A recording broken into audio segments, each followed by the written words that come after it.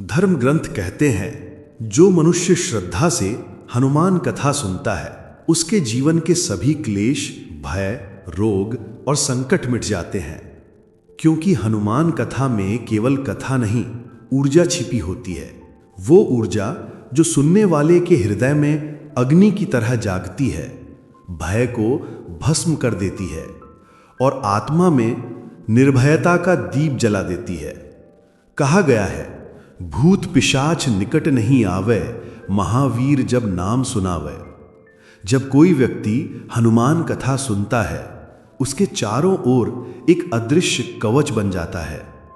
ये कवच सिर्फ नकारात्मक ऊर्जा ही नहीं, मन के भय को भी मिटा देता है। हनुमान जी को स्वयं माता सीता ने वरदान दिया था कि अष्ट सिद्धि नवनिधि के दाता, असबर दीन जानकी माता।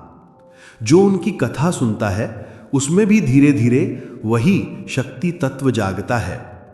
उसे आत्मबल, विश्वास और सफलता सहज प्राप्त होती है। जब कोई व्यक्ति कथा सुनते सुनते हनुमान जी के चरित्र को अनुभव करने लगता है, तब उसका मन मुक्ति की दिशा में बढ़ने लगता है। उसके पुराने कर्म धीरे धीरे शुद्ध हो जाते हैं।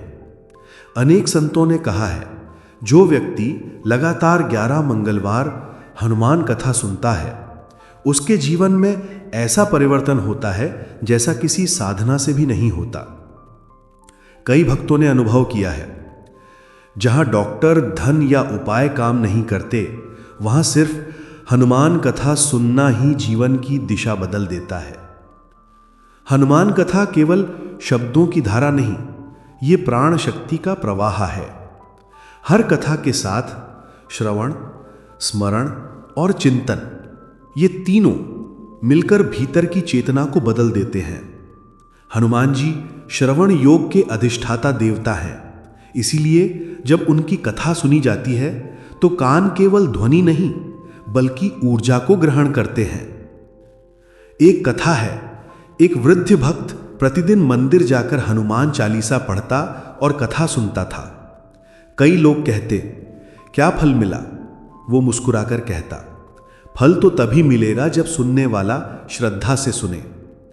एक दिन कार्तिक मास की पूर्णिमा पर जब वो कथा सुनते हुए आंसू बहा रहा था, उसी समय एक तेज प्रकाश उसके सामने फैला और उसमें से हनुमान जी की आकृति प्रकट हुई। वृद्ध के शरीर से कंपन हुआ। उसने कहा, प्रभु, मैंने तो केवल आपकी कथा सुनी थी। हनुमान बोले, भक्त, कथा सुनना ही भक्ति का सर्वोच्च रूप है। क्योंकि जब कोई कथा को हृदय से सुनता है तो उसमें स्मरण जागता है, और जब स्मरण जागता है तो मैं स्वयं वहां उपस्थित हो जाता हूं। इसीलिए शास्त्र कहते हैं कि कथा सुनना ही मुक्ति का साधन है, क्योंकि हनुमान कथा में आत्मबल का बीज है।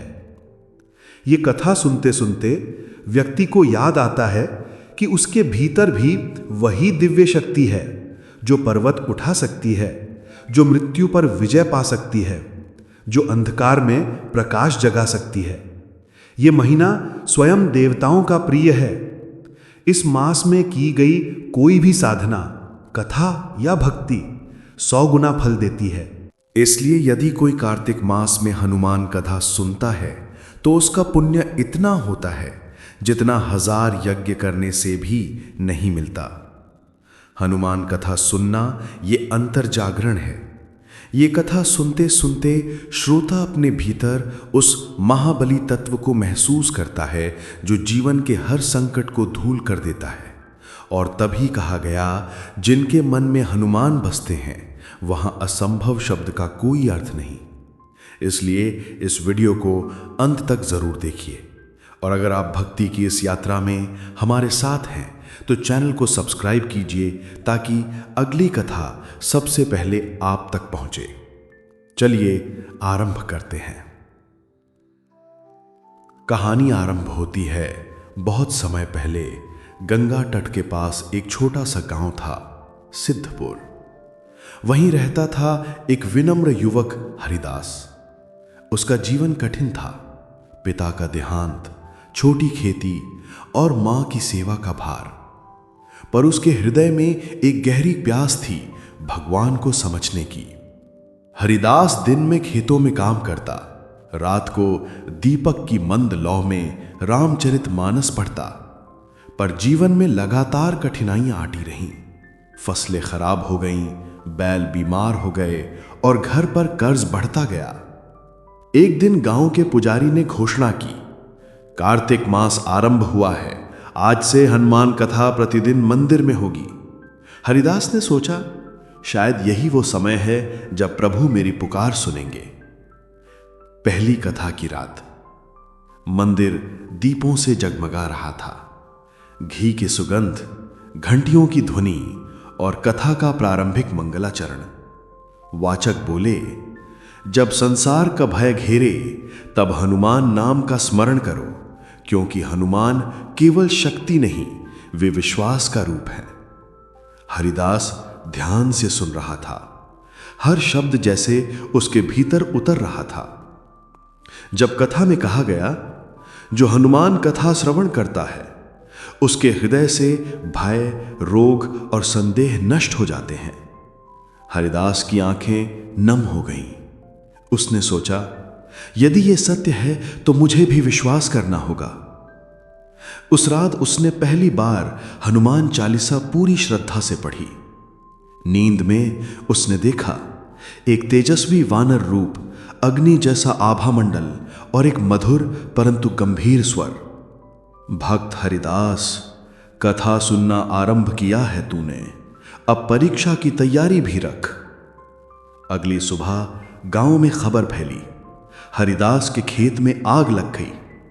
कई लोग बोले, हनुमान कथा सुनने गया था, अब देखो क्या हुआ। मां की आंखों में आंसू थे, पर उसने कहा, बेटा, जहां भगवान की कथा होती है वहां पहले संकट आते हैं, फिर कृपा बरसती है। हरिदास मौन रहा, पर भीतर विश्वास की लौ जल उठी। रात को वह फिर मंदिर पहुंचा। कथा में आज विषय था हनुमान का धैर्य और भक्ति। वाचक बोले, हनुमान जी ने सीता माता की खोज में सब बाधाएं झेली, पर कभी शिकायत नहीं की, क्योंकि उन्हें पता था जहां राम का नाम है वहां हार असंभव है। हरिदास के भीतर जैसे कोई जाग उठा। उसने मन ही मन कहा, प्रभु, मैं हार नहीं मानूंगा। हरिदास अब प्रतिदिन कथा सुनने लगा। लोग उसका मजाक उड़ाते, कथा सुनने से फसल उगेगी क्या, पर वह शांत रहता। हर दिन कथा सुनते सुनते उसका मन स्थिर होता गया। वो अब दूसरों की मदद करने लगा और भीतर से एक अनोखी शक्ति महसूस करने लगा, जैसे भय अब छू भी नहीं सकता। एक दिन कथा के बाद वह मंदिर के द्वार पर बैठा था। एक वृद्ध सन्यासी वहां से गुजरे। उन्होंने कहा, बेटा, तेरा नाम हरिदास है? जी हां। तू कथा सुनता है ना प्रतिदिन? हाँ महाराज। सन्यासी मुस्कुराए। जो कथा सुनता है उसका भाग्य बदलना प्रारंभ हो चुका होता है। हरिदास कुछ कहता इससे पहले सन्यासी भीड़ में ओझल हो गए। एक सप्ताह बाद गांव में मूसलाधार वर्षा हुई। हरिदास के खेत जो राख हो चुके थे उनमें अचानक हरियाली फूट पड़ी। जहां बीज नहीं डाले थे वहां भी अंकुर उगाए। लोग बोले, ये चमत्कार कैसे हुआ? हरिदास मुस्कुराया, कथा सुनना केवल श्रवण नहीं, यह प्रभु की ऊर्जा को ग्रहण करना है। जहां कथा होती है वहां कृपा का वर्षा होना निश्चित है। उस रात कथा के अंत में वाचक बोले, जब कोई मनुष्य कार्तिक मास में श्रद्धा से हनुमान कथा सुनता है तो स्वयं पवन पुत्र उसके जीवन में प्रवेश करते हैं, उसे भय, संशय और अंधकार से मुक्त कर देते हैं। हरिदास के मन में शांति उतर आई। उसने प्रण किया, मैं कथा का अंत तक श्रवण करूंगा, चाहे कैसी भी परीक्षा आए। हरिदास को नहीं पता था कि उसकी श्रद्धा अब कथा से कृपा की ओर बढ़ने वाली है। पूरा गांव मंदिर में एकत्र था। दीपों की रोशनी, भजन की ध्वनि और कथा का अंतिम सप्ताह चल रहा था। आज का विषय था हनुमान जी का चरम विश्वास, जब उन्होंने पर्वत उठा लिया। वाचक बोले, जब लक्ष्मण जी मूर्छित पड़े थे तब हनुमान जी ने कहा, मुझे नहीं पता कौन सा औषधि है, मैं पूरा पर्वत ही उठा लाऊंगा। यही है सच्चा विश्वास, जब मन संदेह नहीं करता, केवल सेवा सोचता है। हरिदास के भीतर भावों का सागर उमड़ पड़ा। वो बोला, हे प्रभु, मुझे भी वही विश्वास दो। मैं भी हर कठिनाई को पर्वत की तरह उठा लूं, यदि आपके नाम की शक्ति मेरे भीतर हो। अचानक घनघोर बादल छा गए, तेज आंधी चली और दिए बुझ गए। लोग भयभीत हो गए, पर हरिदास अकेला खड़ा रहा। वो बोला, ये कोई तूफान नहीं, ये संकेत है। वो अकेला मंदिर के गर्भगृह में गया, जहां हनुमान जी की मूर्ति थी। उसने धीमे स्वर में कहा, प्रभु, कथा तो मैंने सुनी, अब कृपा का अनुभव भी कराओ। दीपक अपने आप जल उठे, घंटी अपने आप बजने लगी, वातावरण में एक दिव्य गंध फैल गई। और तभी वो आवाज आई जो न तो बाहर से थी न भीतर से, हरिदास, हरिदास। हरिदास ने आंखें खोली।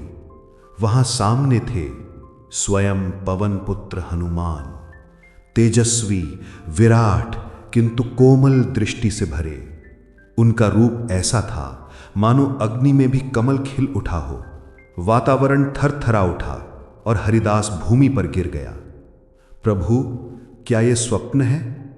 हनुमान जी बोले, नहीं हरिदास, ये कथा का फल है। जो कथा श्रद्धा से सुनता है, उसका हृदय मेरे नाम का पात्र बन जाता है।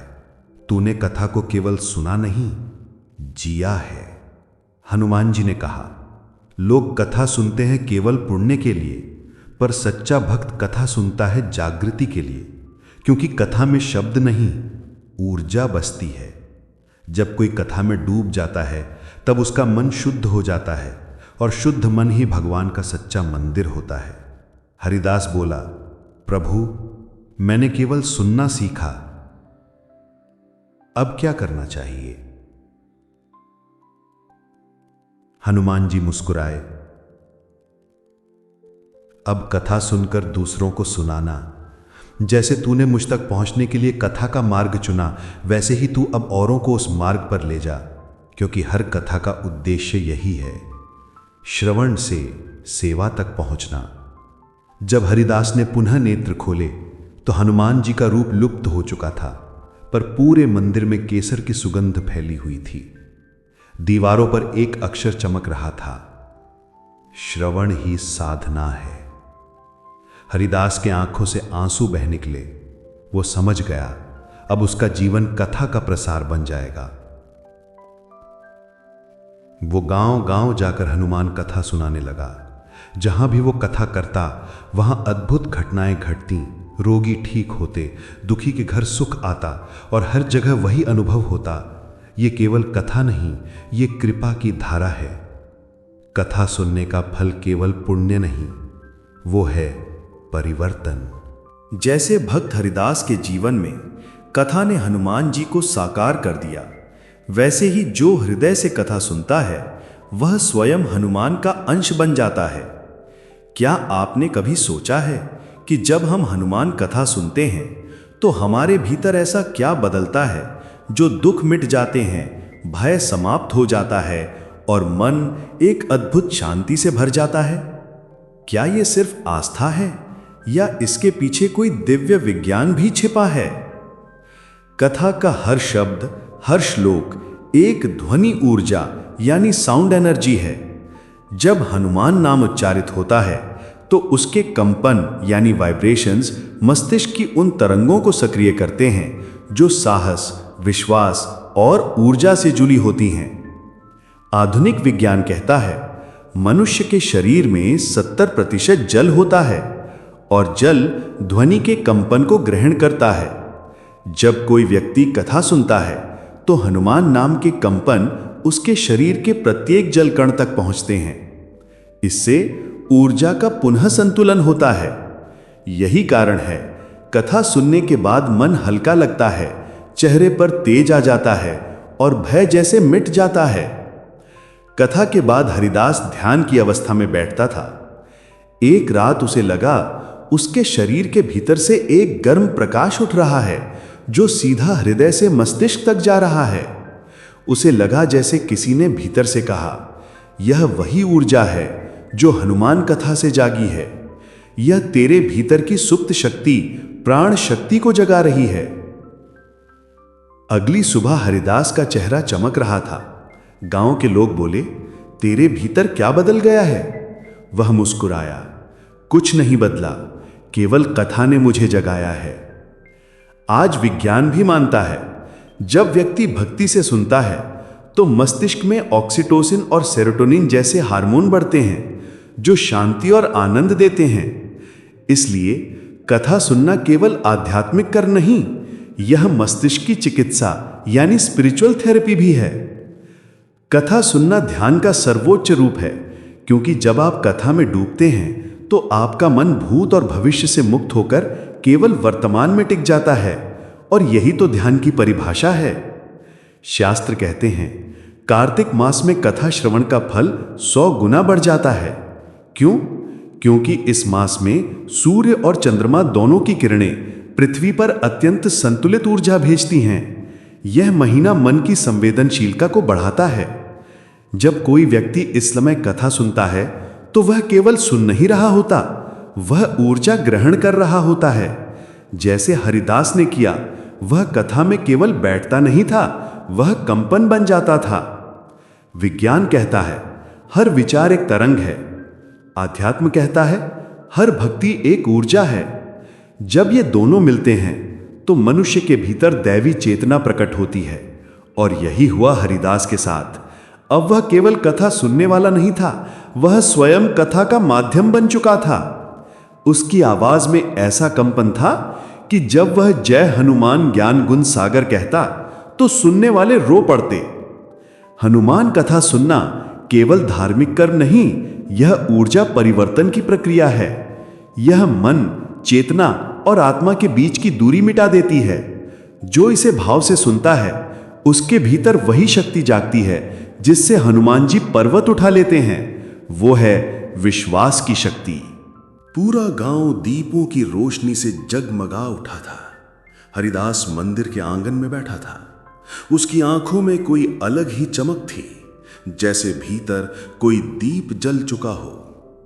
आज कथा का अंतिम श्लोक गूंजा, जय जय जय हनुमान गोसाई, कृपा करहु गुरुदेव की नाई। जैसे ही श्लोक समाप्त हुआ, मंदिर में एक दिव्य सुगंध फैली और लोगों ने देखा हनुमान जी की मूर्ति से प्रकाश की किरणें निकल रही हैं। हरिदास ध्यान मग्न था। उसी क्षण उसे वही दिव्य स्वर सुनाई दिया, हरिदास। उसने नेत्र खोले, वही विराट रूप, वही तेजस्वी दृष्टि, स्वयं पवन पुत्र हनुमान। उन्होंने कहा, हरिदास, तूने कथा को अपने जीवन का सार बना लिया है। तूने मुझे भक्ति से नहीं, श्रवण से पाया है। अब समय आ गया है कि तू कथा का दीप दूसरों तक पहुंचा। हरिदास बोला, प्रभु, मेरे जैसे साधारण में यह शक्ति कैसे? हनुमान जी मुस्कुराए, जो मुझे सच्चे मन से सुनता है वो अब साधारण नहीं रहता, क्योंकि कथा केवल शब्द नहीं, ये मेरा स्वरूप है। और जिसने कथा को आत्मा से स्वीकार किया, उसने मुझे स्वीकार किया। उस दिन के बाद हरिदास ने संकल्प लिया कि वो हर गांव, हर नगर में जाकर हनुमान कथा का प्रसार करेगा। वो घंटों कथा सुनाता, लोगों को केवल श्लोक नहीं, कथा का भाव समझाता। जब वो कहता, हनुमान जी का नाम लो, क्योंकि नाम ही वही शक्ति है जिसने सागर को भी लांघ दिया, तो सुनने वालों की आंखों से आंसू बहते।